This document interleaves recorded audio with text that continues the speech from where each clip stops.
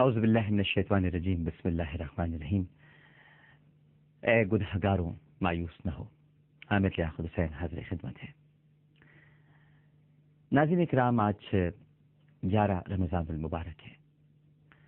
ہم رحمت کے عشرے سے نکل کر اب مغفرت کے عشرے میں داخل ہو گئے۔ اللہ سبحانہ و تعالیٰ کی ذات عرفہ و اعلیٰ سے ہر بندے کو یہی امید رکھنی چاہیے، اور انشاءاللہ اللہ سبحانہ و تعالیٰ ہم سب کے گناہوں کو معاف فرمائے گا انشاءاللہ، آمین ثم آمین۔ ایک سارنگی بجانے والے کے ساتھ اللہ کی رحمت کا کیا معاملہ ہوا، آج میں ایک ایسی حکایت آپ کو بتانا چاہتا ہوں، خاص طور پر ان کے لیے جو ذرا میوزک سے شغف رکھتے ہیں اور اس فیلڈ کو یا اس شعبے میں داخل ہونے کے بعد طرح طرح کے سوالات کے جم گھٹے میں الجھے رہتے ہیں۔ بڑا ہی دلچسپ واقعہ ہے ناظرین کرام۔ حضرت جلال الدین رومی مثنوی مولانا مانوی بہت بڑے بزرگ ہیں، انہوں نے اپنی مثنوی میں ایک چنگ یعنی سارنگی بجانے والے کا واقعہ لکھا ہے۔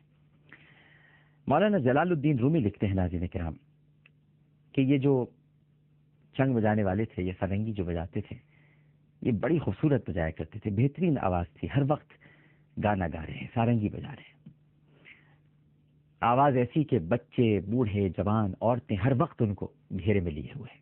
خوبصورت آواز اللہ نے دی ہے۔ کوئی حلوہ لا رہا ہے، کوئی بریانی لا رہا ہے، کوئی کباب لا رہا ہے، پیسے برس رہے ہیں، بس چاروں طرف انہی کی آواز کے چرچے ہیں۔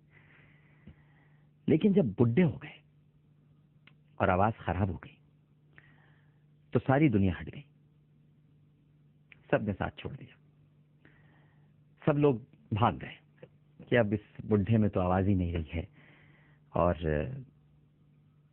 کوے کی سی آواز ہے، کون سنتا ہے، گلا پھٹ رہا ہے۔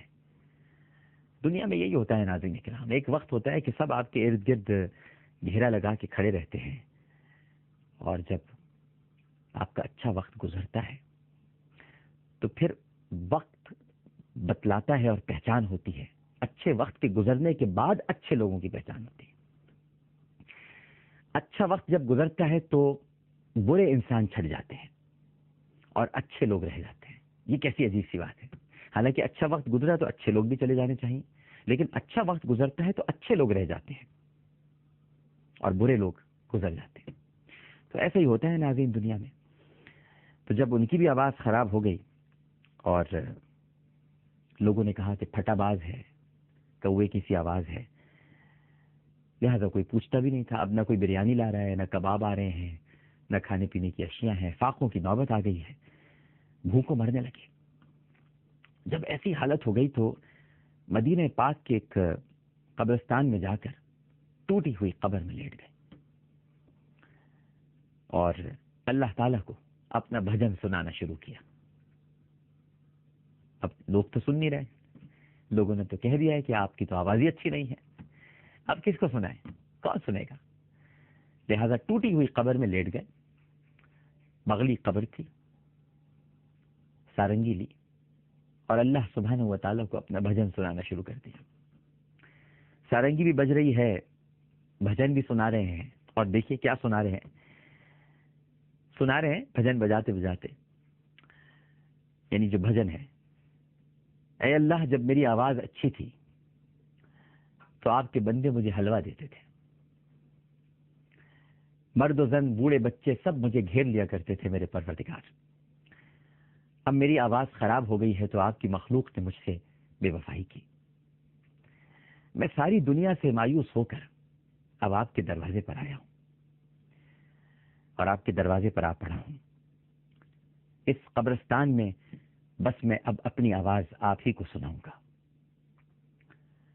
اگر بچے پر فالج گر جائے، لنگڑا، لولا اور اندھا ہو جائے تو ماں باپ اس کو رد نہیں کرتے۔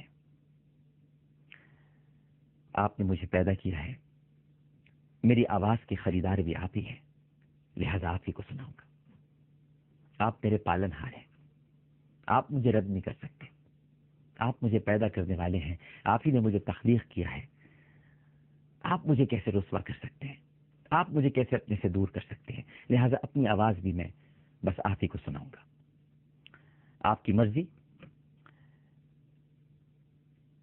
اگر آپ چاہیں تو جلا دیجئے اور چاہیں تو قبرستان میں سلا دیجئے، میں تو پہلے ہی لیٹا ہوا ہوں، اور اگر آپ چاہیں تو بھوک سے میری روح نکال لیں، میں تو قبرستان ہی میں ہوں، میرے لیے کسی کو قبر بنانے کی ضرورت نہیں ہے۔ بس یہ گا رہے تھے، وہ یہ ان کا بھجن تھا، یہ ان کا گیت تھا جو سارنگی میں وہ گا رہے تھے۔ اب اس کے بعد کیا ہوا، یہ ہم ایک چھوٹے سے وقفے کے بعد آپ کو بتاتے ہیں۔ ایک وقفہ لیتے ہیں، وقفے کے بعد دوبارہ حاضر ہوں گے۔ ہمیں یقین ہے کہ آپ سب لوگ ہمارے ساتھ ہی رہیں گے۔